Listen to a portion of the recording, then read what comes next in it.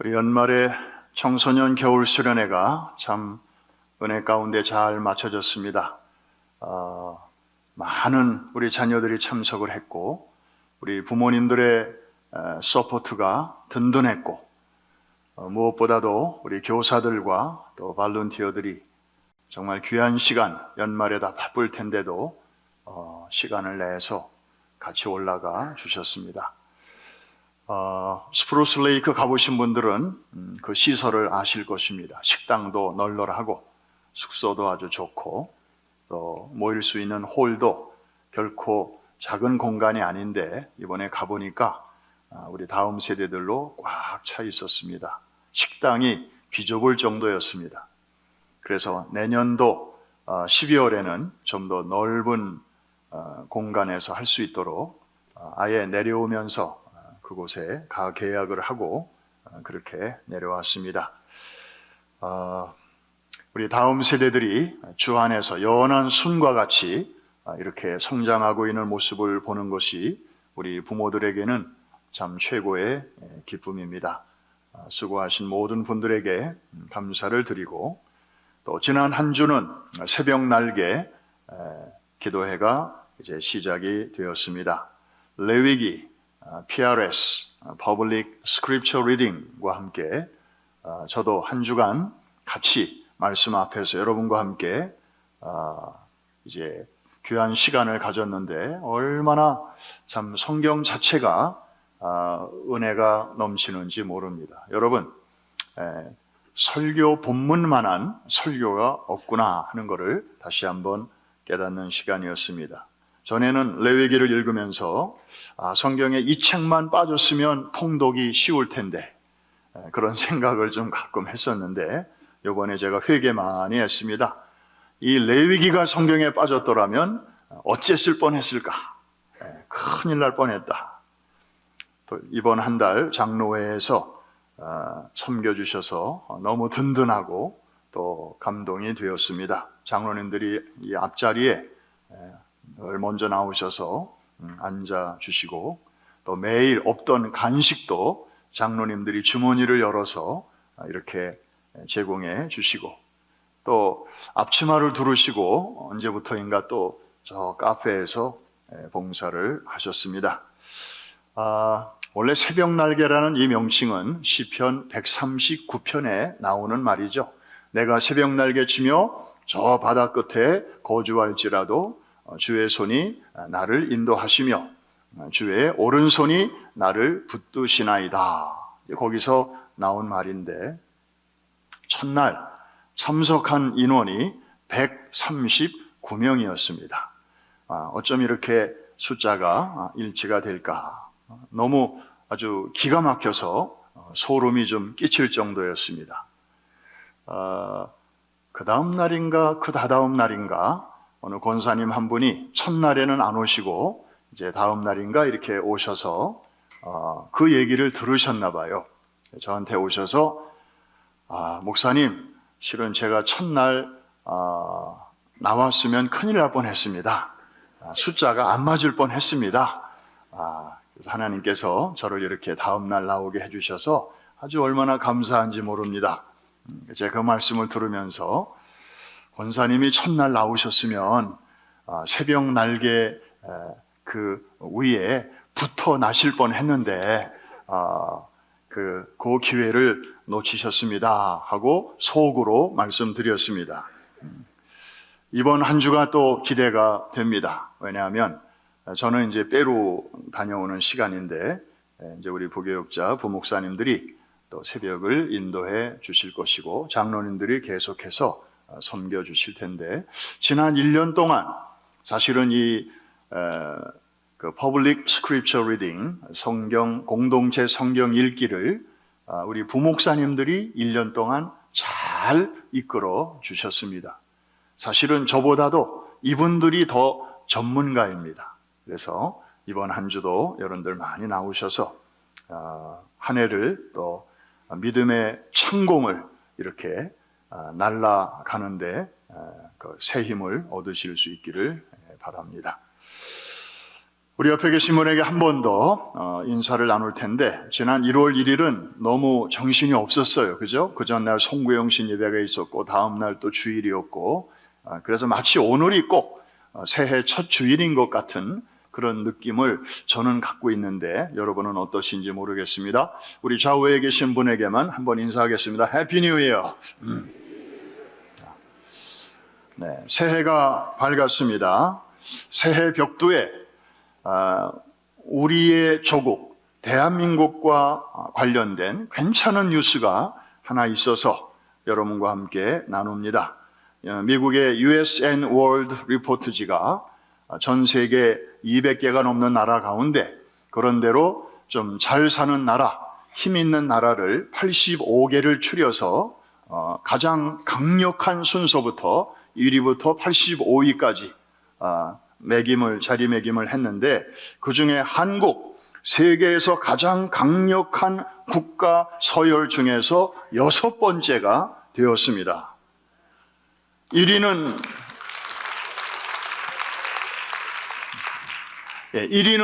단연 미국, 2위는 중국.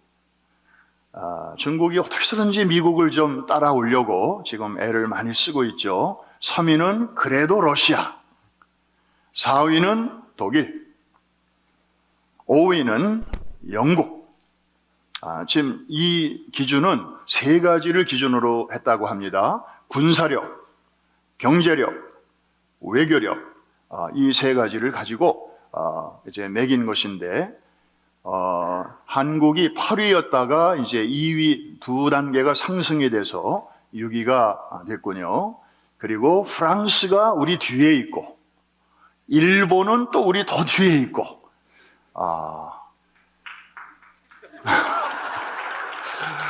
잠깐만. 네. 정말 얼마나 기분이 좋은지 몰라요. 그런데 사실은 여기까지 우리나라가 오기까지, 사실 이게 얼마나 정말 멀고 험한 길을 왔겠습니까? 여기에는 우리 건국의 아버지들이 이 나라를 위해서 초창기에 그렇게 수고를 많이 하셨고, 또 뭐니 해도 이러니 저러니 해도 우리 국가를 위해서 또 수고해 주신 또 위대한 헌신적인 정치가들, 또 위정자들, 또 공무원들, 또 사업장에서 수고하는 많은 분들, 그리고 우리가 잊어서는 안 될 것이 이 어려운 위기에서 정말 우리가 신앙으로 일어설 수 있도록 정말 우리 교계의 지도자들, 또 목회자들, 그리고 눈물 뿌려 기도한 우리 성도들, 이 모든 것들이 아우러져서 또 하나님의 은혜 가운데 여기까지 올 수 있게 되었던 것 같습니다. 2023년을 우리가 맞이하면서 또 우리 모두에게, 한국에 있는 한국인들은 말할 것도 없고 해외에 나와 있는 우리들까지도 이렇게 하나님께서 격려해 주시는 것을 우리 다시 한번 하나님 앞에 큰 박수와 영광을 올려드립니다. 그런가 하면 새해가 밝으면서 이제 세계적인 think tank, 또 전문가들이 이렇게 새해를 전망하는 내용을 좀 들어보니까 핑크 색깔보다는 블루 톤이 강한 것 같습니다. 전망이 그렇게 밝지 않다는 거죠. 특별히 경제적인 측면에서 그렇습니다. 2023년에 세계 경제를 여전히 어렵게 만들 수 있는 그런 3가지의 요소를 전문가들이 얘기하는데, 첫 번째는 우크라이나 전쟁의 장기화 우려입니다. 우크라이나와 러시아 양국 간의 종전 협상이 이제 물밑에서 시도는 되고 있지만 양국의 입장 차이가 너무 커서 정말 특별한 변수가 생기지 않는 한, 예를 들면 양국의 대통령에게 무슨 유고가 생긴다든지 이런 특별한 변수가 생기지 않는 한 현재로서는 종전 협상 가능성이 매우 낮아 보인다. 사실 다음 달이면 전쟁 발발 1년이 돼 가는데, 이런 식으로 전쟁이 장기화가 되면 전 세계의 식량 문제, 또 에너지 문제, 문제를 야기시켜서 작년에 겪었던 고환율, 고금리, 고유가라는 문제를 더욱 심화시킬 것이다. 이런 전망입니다. 두 번째로는 미국과 중국 사이의 패권 경쟁입니다. 아까 우리 보셨죠? 그 순위에서 1위 미국, 2위 중국입니다.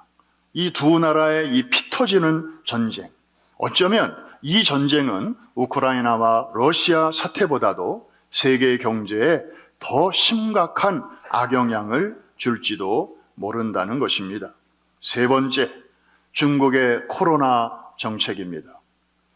시진핑이 그동안에 제로 코로나 정책을 3년 가까이 그렇게 해오다가 최근에 갑자기 위드 코로나 정책으로 전환을 하면서 중국에서는 공식적인 발표를 안 하고 있지만 매일 거의 3,500만 명의 코로나 환자가 발생하고 있고, 이달 말에 설날 연휴가 있지 않습니까?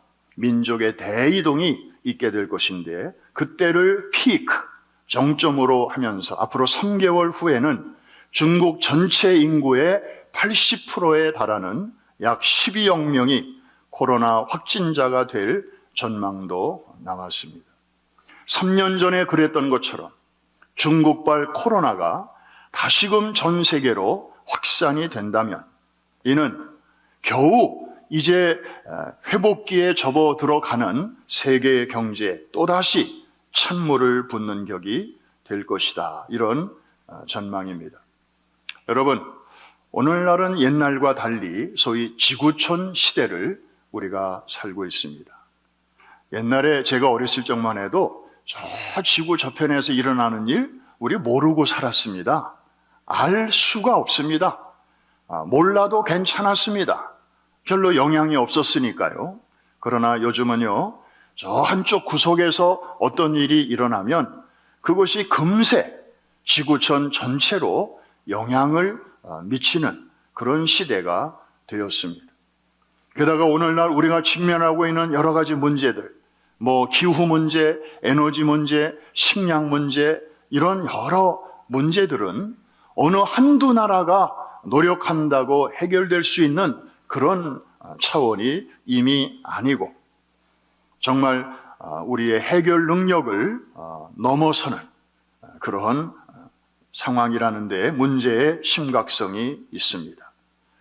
바야흐로 뉴 노멀의 시대 혹은 VUCA 시대를 우리가 맞이했죠. 모든 것이 변화무쌍하고 그리고 불확실하고 복잡하고 그리고 아주 모호한 그런 시대의 한 복판에서 하나님께서는 어느 누구도 가본 적이 없는 그런 2023년 새해를 우리에게 선물로 주셨습니다. 그래서 저는 오늘부터 주일마다 요한계시록을 상고하면서 여러분과 함께 또 주님 모시고 새해를 시작하려고 하는 것입니다. Why? 왜 요한계시록인가? 장로교의 창시자요 종교개혁자인 요한 칼빈은 신구약 성경 주석을 65권까지 잘 마쳤고, 이제 마지막 책인 요한계시록 주석을 몇 글자 쓰다가 결국에는 펜을 놓고 말았습니다. 너무 난해하기 때문입니다. 그 사건 이후로 많은 사람들이 이 책과 거리를 두어 온 것이 사실입니다. 왜냐하면 이 책 안에는 수많은 상징적인 표현들이 들어있고, 그리고 중간중간에 뭔가 이렇게 스토리가 이어지려고 하면 중간에 끼어드는 그 삽경들이 그 흐름을 방해하고 있고, 그리고 상징과 실제 이 사이를 구별하기가 참 쉽지 않아요.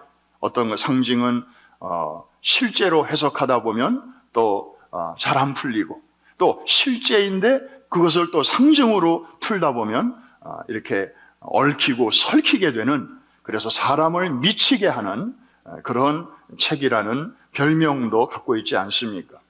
그럼에도 불구하고 이 책 안에는 다른 책과는 비교할 수 없는 많은 장점과 많은 유익을 갖고 있습니다. 오늘 이 아침에는 여러분과 함께 두 가지로, 이제 첫 시간이니까 서론적으로 두 가지로 살펴보려고 합니다. 첫째, 창세기가 성경 전체의 서론이라면 요한계시록은 결론이라고 말할 수 있습니다. 한번 따라해 주실까요? 창세기가 서론이라면 계시록은 결론이다. 계시록이 보여주는 복음의 결론, 역사의 결론, 과연 무엇일까요? 모든 것이 결국 다 망하고 무너지고 사라지는 이런 절망스럽고 허무한 종말이 아닙니다. 오히려 이전 것이 다 지나가고 그리고 모든 것이 새롭게 회복되고 완성되는 그야말로 밝고 따뜻하고 그리고 행복한 결론을 우리에게 보여주는 책이 바로 요한계시록입니다. 할렐루야. 여러분, 창세기는 미안하지만 초상집으로 끝나요. 장례식으로 끝나요. 물론 하나님의 천지창조라는 정말 멋진 장면으로 시작이 되지만 그 끝은 너무 어둡고 캄캄해요. 요한계시록 창세기 50장 마지막 절에 보면은 요셉이 110세에 애굽에서 죽어 입관되었더라. 이렇게 창세기가 끝나고 있지 않습니까? 그런데 반면에 요한계시록으로 가보면 여기는 정반대예요. 잔치집이에요. 잔치 열렸네. 결혼식이에요. 결혼식. 그래서 어린 양의 혼인잔치에 청함을 받은 자들은 복이 있도다. 신랑으로 오시는 예수님, 그 앞에 거룩한 신부로 서게 될 교회와 성도들의 그 모습을 우리에게 아름답게 보여주고 있습니다. 어린 양의 최후의 승리를 우리에게 미리 보여주고 있고 그 어린 양 되시는 예수 그리스도 안에 있는 교회와 성도들의 최후 승리를 우리에게 확약하고 있고 동시에 사단과 또 그에게 속한 모든 악한 세력들의 최후 멸망, 이런 것들이 아주 생생하게 들어 있습니다. 그래서 사단은요, 입장을 바꿔서 생각해 보면 자기의 그 비참한 최후가 거기에 적나라하게 기록되어 있는 책이 요한계시록이다 보니까 교회와 성도들이 이 책을 가까이 하는 것을 좋아하겠어요? 싫어하겠어요? 싫어하죠. 그래서 할 수 있으면 가까이 하지 못하도록 시대마다 방해를 해오고 있는 것입니다. 저 책은 너무 어려워, 난해해. 그리고 잘못 해석하면 큰일 나. 그 계시록에 봐. 거기 끄트머리에 보면 이 모든 것에 뭘 더하면 하나님이 그 사람들에게 재앙을 더할 것이라 그랬고, 또 여기서 함부로 뭘 빼면 그가 누릴 축복 가운데 하나님이 또 없애신다고 그랬잖아. 그러니까 이래도 문제고 저래도 문제야. 그냥 가만히 있는 게 좋아. 그래서 강단에서도 요한계시록 설교는 들어보기가 어렵고, 그러다 보니까 이단들이 중간에서 이 사이를 파고 들어와서 장난을 얼마나 많이 쳤습니까? 완전히 요한계시록을 자기들의 구미에 맞게 난도질을 해가지고 억지 논리를 세워서 자기들의 교리에 맞게 성경을 꿰어 맞추면서 많은 사람들을 파국으로 몰고 가지 않았습니까? 여러분, 1992년 10월 28일 그 날짜를 기억하십니까? 제가 존경하는 교회 역사가 그분의 책을 제가 읽어보니까 제가 평소에 갖고 있던 생각을 거기다 이렇게 옮겨 놓으셨어요. 한국교회가 고속 성장을 쭉 하다가 좀 정체기에 들어섰다가 그 다음에 나락으로 떨어지기 시작한 변곡점이 바로 1992년 10월 28일 그 사건으로 봅니다.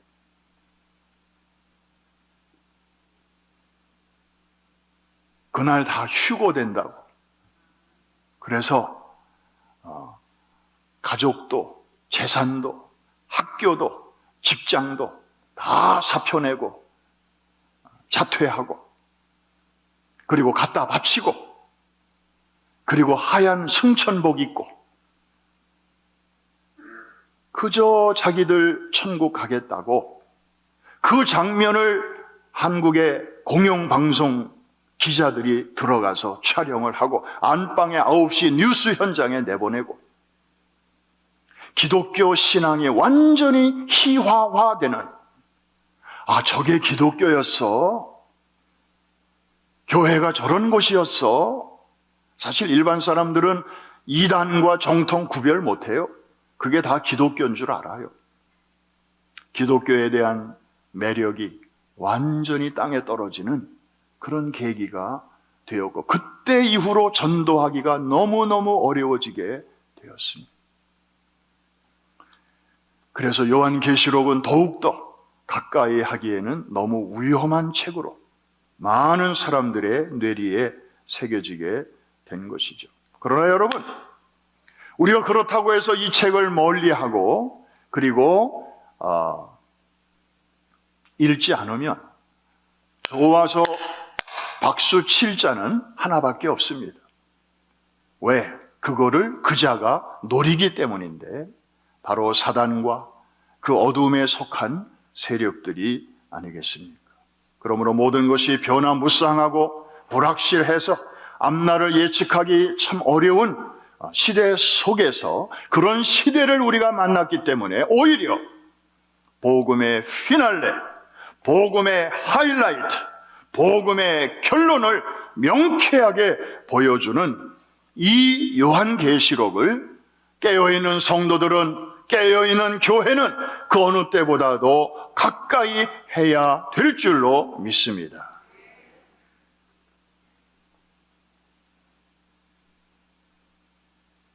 두 번째로, 요한계시록은 축복으로 가득한 책이기 때문에 우리가 새해부터 이 책을 가까이 하려고 하는 것입니다. 아까도 우리 인사 나눴습니다. 새해 복 많이 받으십시오. 해피 뉴 이어. 우리가 나가면 주고받는 인사입니다. 그러나 사실 우리는 그런 인사를 주고받으면서도 그 복에 대한 실체, 거기에 대한 확실한 느낌이 없이 그냥 희망사항으로 우리는 전하는 것뿐이죠. 그렇다고 그런 복을 내가 줄 수 있는 것도 아니고, 그냥 금년 한 해 그냥 잘 그렇게 좀 살아가시기를 바랍니다. 무탈하게 가시기를 바랍니다. 그런 소박한 마음으로 우리 그런 인사 나누는 거 아니에요? 그런데 이 요한계시록에는 그런 좀 이렇게 흐리흐리한 그런 축복이 아니고, 너무나 생생하고, 그리고 때가 되면 반드시 이루어지게 될 그런 복을 그래픽하게 우리에게 보여주고 있습니다. 사단과 그에게 속한 무리들에게는 무서운 재앙과 끔찍한 저주와 통쾌한 심판이 그 책에 가득 들어있고, 동시에 세속사회 속에 살면서도 거기에 물들지 아니한 그런 교회와 성도들에게는 정말 풍성한 축복의 약속이 가득한 책이라는 사실, 여러분 알고 계셨나요? 여러분 요한계시록을 잘 읽어보면 이런 자가 복이 있나니 라는 표현이 한 번도 아니고 두 번도 아니고 세 번도 아니고 자그만치 7번이나 등장하고 있습니다. 여러분 요한계시록에서, 성경 전체에서 이 7이라고 하는 숫자는 특별한 의미가 있습니다. 6보다 하나 많고 8보다 하나 적은 그런 산술적인 의미가 아닙니다. 이 7은 꽉 찼다, 더 이상 애드할 게 없을 정도로 아주 충분하다. 마치 달로 표현한다면 초생달도 아니고 금음달도 아니고 반달도 아니고 무슨 달? 보름달. 보름달처럼 뭔가 꽉 차가지고 거기에 요만큼의 룸도 없고 그래서 아주 그냥 충만 그 자체, 이것을 가리키는 표현이 이 seven이라는 숫자입니다. 요한계시록에 우리 성도들이 누리게 될 복을 6가지도 아니고 8가지도 아니고 7가지로 소개하고 있다는 사실. 우리가 생각만 해도 요한계시록이 그런 책이었어. 우리는 좀 어려운 책, 무서운 책, 난해한 책, 그냥 그렇게만 생각하고 있었는데, 이야, 사단이 우리를 그동안에 이렇게 속여왔구나. 그 축복이 가득한 책이기 때문에 어떻게 해서든지 우리로 하여금 그 책에 접근하지 못하도록 이런 고정관념, 선입관념, 그리고 또 이단들의 사실 우리가 이단 교회에 왔다 갔다 하는 것도 아닌데 그냥 이단 그러면 에비 해가지고 그래서 좋은 것까지도 그냥 제대로 누리지도 못하고 그런 면이 얼마나 많이 있었습니까? 그래서 지금 오늘 이제 이 좋은 아침에 저는 여러분들을 모시고 주님과 함께 이 방 7개를 차례차례 좀 방문하려고 하는데 우리가 이제 금년 한 해 이제 자세하게 들여다볼 거니까 오늘은 이제 숲을 보고 나무는 천천히 보는 거로 그렇게 하겠습니다. 그래서 제가 방문을 열어드릴 테니까 여러분 들어가셔서 이렇게 한번 보시고 어떤 보물들이 이 방에 가득한가 여러분 구경 한번 이렇게 하시고 너무 오래 거기에 머물지는 마세요. 다음 방을 또 가야 되니까. 그래서 넘버 1부터 넘버 7까지 우리 짧은 시간에 한번 쫙 갈 거니까 잘 따라오시기를 바랍니다. 자, are you ready? 한 번 더 묻습니다. Are you ready? 네. 그래서 첫 번째 방으로 모시고 가겠습니다. 네. 자, 요한계시록 1장 3절인데 우리 같이 한번 어떤 복이 저 방 안에 가득한지 보겠습니다. 시작. 이 예언의 말씀을 읽는 자와 듣는 자와 그 가운데 기록하는 것을 지키는 자는 복이 있나니 때가 가까움이라. 자, 복이 있다 말씀하고 있죠. 자, 세 종류의 사람이 등장하고 있습니다. 이 예언의 말씀을 읽는 자, 듣는 자, 지키는 자. 그렇죠? 그런데 자세히 보면 읽는 자는 단수로 돼 있고 원어에 듣는 자들과 지키는 자들은 복수로 돼 있다는 것을 참고하시면서 우리 같이 한번 다시 읽겠습니다. 시작. 이 예언의 말씀을 읽는 자와 듣는 자와 그 가운데 기록한 것을 지키는 자는 복이 있나니 때가 가까움이라. 저런 자가 복이 있습니다. 저게 복입니다. 마지막 때의 진정한 복입니다. 자, 잘 구경하셨죠? 빨리 나오세요. 다음 방이 또 기다리고 있으니까 우리 넘버 2로 넘어갑니다. 같이 읽습니다. 시작. 또 내가 들으니 하늘에서 음성이 나서 이르되 기록하라. 지금 이후로 주 안에서 죽는 자들은 복이 있도다 하시매 성령이 이르시되 그러하다. 그들이 수고를 그치고 쉬리니 이는 그들이 행한 일이 따름이라 하시더라. 여러분, 이 7개의 방을 우리가 지금 순례하고 있는데 여러분 이거 한 가지 방 하나하나를 이렇게 드나드시면서 우와 이런 보물들이 방마다 있는데 정말 나하고 관련이 있는 나하고 정말 나에게 해당되는 것들이 이 중에서 몇 가지 정도 있을까? 요거를 한번 스스로에게 질문하시면서 한번 같이 투어를 하시면 좋을 것 같습니다.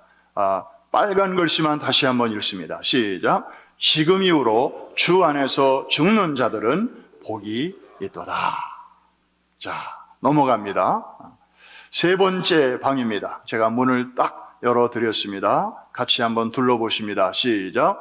보라, 내가 도둑같이 오리니 누구든지 깨어 자기 옷을 지켜 벌거벗고 다니지 아니하며 자기의 부끄러움을 보이지 아니하는 자는 복이 있도다. 자기 옷을 지키는 자가 복이 있다. 그렇지 않은 사람은 다 벌거벗고 다니고 자기의 부끄러움을 그냥 부끄러운 줄도 모르고 그렇게 산다. 그런 말씀이네요. 자, 네 번째 방으로 건너갑니다. 시작. 천사가 내게 말하기를 기록하라. 어린 양의 혼인잔치에 청함을 받은 자들은 복이 있도다 하고 또 내게 말하되 이것은 하나님의 참되신 말씀이라 하기로. 자, 아까 말씀드린 대로 창세기의 결말은 초상집이라면 요한계시록의 결말은 결혼식장, 잔치집이에요. 그러니 밝을 수밖에 없고 따뜻할 수밖에 없고 그리고 행복한 그런 분위기일 수밖에 없는 것이죠. 저 빨간 글씨만 다시 한번 읽습니다. 시작. 어린 양의 혼인잔치에 청함을 받은 자들은 복이 있다. 아무나 다 복이 있는 건 아니고 저기에 청함을 받은 자가 복이 있습니다. Invitation only. 그냥 지나가다가 좋은 냄새가 나네 이렇게 들리는 사람은 해당 없고 이름으로 청함받은 사람들이 복이 있다 하는 말씀입니다. 그 다음에 다섯 번째 방 문 열립니다. 같이 들어갑니다. 시작. 이 첫째 부활에 참여하는 자들은 복이 있고 거룩하도다. 둘째 사망이 그들을 다스리는 권세가 없고 도리어 그들이 하나님과 그리스도의 제사장이 되어 1000년 동안 그리스도와 더불어 왕노릇하리라. 와, 저것도 정말 이 보물 상자를 열어보면 너무너무 내용이 많은데 오늘은 그냥 꼭 참고 그냥 이렇게 지나갑니다. 빨간 글씨만 시작. 첫째 부활에 참여하는 자들은 복이 있고, 그러니까 둘째 부활도 있다는 거예요. 근데 그거는 복이 아니라 재앙이라는 거예요. 부활이, 성도의 부활이 있고 악한 자의 부활이 있어요. 그런데 첫째 부활에 참여하는 자들은 영원한 생명으로 부활하는 거고, 둘째 부활에 참여하는 자들은 영원한 죽음, 영원한 심판으로 들어가는 거예요. 나중에 우리 또 자세하게 살펴보기로 하고, 그 다음에 여섯 번째 방으로 들어갑니다. 문 열립니다. 다 같이 시작. 보라, 내가 속히 오리니 이 두루마리의 예언의 말씀을 지키는 자는 복이 있으리라 하더라. 아까 나왔던 내용인데 비슷한데 또 다르기도 하네. 이 정도 여러분들이 알아두시면 되겠습니다. 마지막 일곱 번째 방으로 들어갑니다. 시작. 자기 두루마기를 빠는 자들은 복이 있으니 이는 그들이 생명나무에 나아가며 문들을 통하여 성에 들어갈 권세를 받으려 함이로다. 일곱 가지의 복 중에서 마지막으로 저 복을 두셨습니다. 자기 두루마기를 빠는 자들, 무엇에 빤다는 말인지, 무엇에 빨기에 옷이, 그 지저분했던 옷이 희게 되는 것인지 계시록에 다 소상하게 나와 있는데, 그들이 왜 복이 있는가 하면 생명나무로 다시 나아갈 수 있게 되고, 그리고 문들을 통하여 이제는 당당하게 담을 넘어가는 게 아니고 문들을 통하여 그 성과 성전으로 들어갈 수 있는 권세를 받게 되니까 아무나 받을 수 없는 이러한 은혜와 축복에 참여할 수 있게 되니까 이것이 성도에게 약속된 놀라운 일곱 가지의 복 중에서 마지막 복이라고 우리에게 알려주고 있습니다. 요한계시록 1장 3절에 보면은 이 때가 가까운 마지막 때에 예언의 말씀을 읽는 자가 복이 있고 듣는 자들이 복이 있고 지키는 자들이 복이 있다 그랬는데, 이거는 그 당시 예배 광경을 여러분들이 이렇게 생각하시면 이해가 빠릅니다. 유대인들이 모이는 그 회당 예배를 보면 저처럼 이제 한 사람이 앞에 나와서 그 당시에는 두루마리로 된 그 성경을 이렇게 펼치고 그날 본문을 앞에서 낭독합니다. 이게 바로 읽는 자입니다. 요한계시록도 그렇게 반모섬에서 성령께서 사도 요한에게 감동하셔서 기록하신 그 두루마리를 소아시아에 있는 7 교회에게 이것을 다 보내지 않습니까? 각 교회에서는 이제 이 두루마리를 펼쳐서 어떤 사람이 나와서 읽는 거죠. 이게 읽는 자예요. 그러면 여러분처럼 앉아서 듣는 무리들이 있지 않겠습니까? 이게 바로 듣는 자들이죠. 이자도 복이 있고 앉아서 듣는 자들도 복이 있다. 이렇게 말씀하시면서 그 다음에 지키는 자들이 복이 있다. 이 지키는 자들은 여기 낭독하는 자도 포함되고 여러분처럼 듣는 자들도 포함되고 또 여러분이 나가서 누군가에게 이것을 전하면 또 그 사람들도 다 포함되는 거죠. 그러면서 이 말씀을 읽는 거로 끝나는 게 아니고 듣는 거로 끝나는 게 아니고 밖에 나가서 삶의 현장에서 그대로 지켜보려고 살아내려고 live out 그렇게 애를 쓰고 노력하고 절제하고 그리고 늘 하나님 앞에서 그렇게 try하는 그런 사람들이 이 마지막 때에 복이 있다. 할렐루야. 우리가 오늘 10가지를 들었으면 10가지 다 지킬 수 있는 사람은 누가 있겠습니까? 그 중에 하나만이라도 주여 제가 오늘 이번 주에는 한번 이렇게 살아보도록 하겠습니다. 예를 들어서 그런 마음으로 할 때에 하나님께서는 그런 자들을 복되다 말씀하시는 것입니다. 그런데 자, 첫 번째 복에서도 예언의 말씀을 읽는 자, 듣는 자, 지키는 자들이 복이 있다고 말씀하신 하나님께서는 6번째 복에서도 이렇게 말씀하시네요. 이 책의 예언의 말씀을 지키는 자가 복이 있나니. 저기 보니까 다른 점이 있죠. 첫 번째와 비교할 때 읽는 자, 듣는 자가 빠져버리고 오직 지키는 자만 남아있고요. 그리고 우리말에는 분명하게 드러나 있지 않지만 원어나 영어를 보면 1장에서는 저 지키는 자들이 복수로 되어 있어요. 그런데 여기 22장에는 단수로 되어 있어요. Blessed is the one who keeps 이렇게 동사 뒤에 S자가 붙어 있어요. 이거는 단수라는 거죠. 왜 이렇게 표현이 달라졌을까?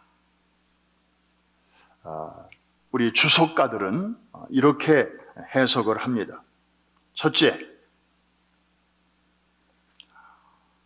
이 마지막 때가 될수록 읽는 사람도 덜어 있고 듣는 사람도 덜어 있겠지만 정말 눈을 뜨고 봐도 찾아보기 어려운 사람들이 있는데 바로 지키려는 사람들이다. 그래서 이게 너무 중요한데 너무나 중요하기 때문에 하나님께서 다시 반복하시는 거죠. 그게 첫 번째 이유고, 두 번째는 아까는 복수였는데 왜 지금은 단수일까? 지키는 사람들이 점점 보기 힘들기 때문에. 전에는 많이 있었는데 시간이 흐를수록 그냥 읽기는 해요. 듣기도 해요. 그러나 지키려는 마음, 지키려는 의지가 점점 더 박약해지고 있기 때문에 그것을 미리 내다보시고 경고 삼아 그리고 교훈 삼아 우리에게 주시는 말씀이다. 그런데 여러분, 하나님께서는 인격적이시기 때문에 우리가 할 수 없는 것을 그냥 무대뽀로 하라고 이렇게 하시는 분이 결코 아니시죠. 우리가 깨달을 수 없는 것을 무조건 읽고 듣고 행하라고 지키라고 명령하실 리가 없습니다. 아모스 3장 7절에 보면 하나님께서 일하시는 방식에 대해서 이렇게 말씀하고 계십니다. 우리 같이 한번 읽을까요? 시작. 주 여호와께서는 자기의 비밀을 그 종 선지자들에게 보이지 아니하시고는 결코 행하심이 없으시리라.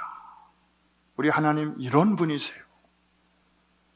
당신이 행하실 일을 미리 말씀하시고 그리고 그 말씀하신 그대로 행하시는 분이시죠.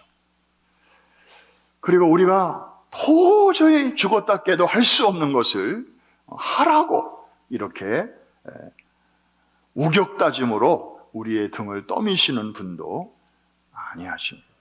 그래서 하나님은 반드시 당신이 속히 하실 그 일을 종들에게 보여주고 또 그것을 알려주시기를 원하시는 그런 분이십니다. 결론입니다. 이제 오늘부터 우리가 함께 상고하면서 이제 시작하게 되는 이 요한계시록을 보니까 정말 결론은 이런 것입니다. 이 책은 읽기만 해도 복이 되는 책이다. 할렐루야. 그 다음에 이 책은 듣기만 해도 마지막 때에 복이 넘치는 책이다. 할렐루야. 거기다가 읽는 것도 복이고 듣는 것도 더블 블레싱인데 거기다가 이 말씀대로 살려고 우리가 정말 몸부림치고 말씀 앞에 씨름하고 기도로 나아가고 성령의 도우심을 구하고 그러면서 이 어려운 시대를 우리가 뚫고 나간다면 하나님께서는 한 겹의 축복이 아니고 두 겹의 축복도 아니고 3겹으로 된 정말 어느 누구도 빼앗아갈 수 없는 그러한 단단하고도 안전하고도 풍성한 축복으로 2023년 여러분 개인의 삶도 그리고 우리 교회의 갈 길도 하나님께서 인도하시고 열어주시고 축복해 주실 줄로 믿습니다. 이 축복의 주인공들이 되시기를 주의 이름으로 축원합니다. 그리고 그것으로 끝나는 게 아니고 우리에게 먼저 주신 이 축복을 우리 주변에 있는 많은 사람들에게 이것을 나누어 주고 그리고 유통시키는 이 축복의 유통자들이 되시기를 주님의 이름으로 축복합니다. 특별히 우리의 다음 세대들 젊은이들에게 이 놀라운 진리를 여러분이 경험한 그 정말 하나님의 신실하심을 우리가 이 땅을 떠나기 전에 우리의 오고 오는 다음 세대들에게 잘 알려주고 또 전달해서 주님 앞에 설 때에 어느 한 사람도 빠짐없이 다 함께 설 수 있는 그 은총을 누리게 되시기를 주님의 이름으로 다시 한번 축복합니다. 축원합니다.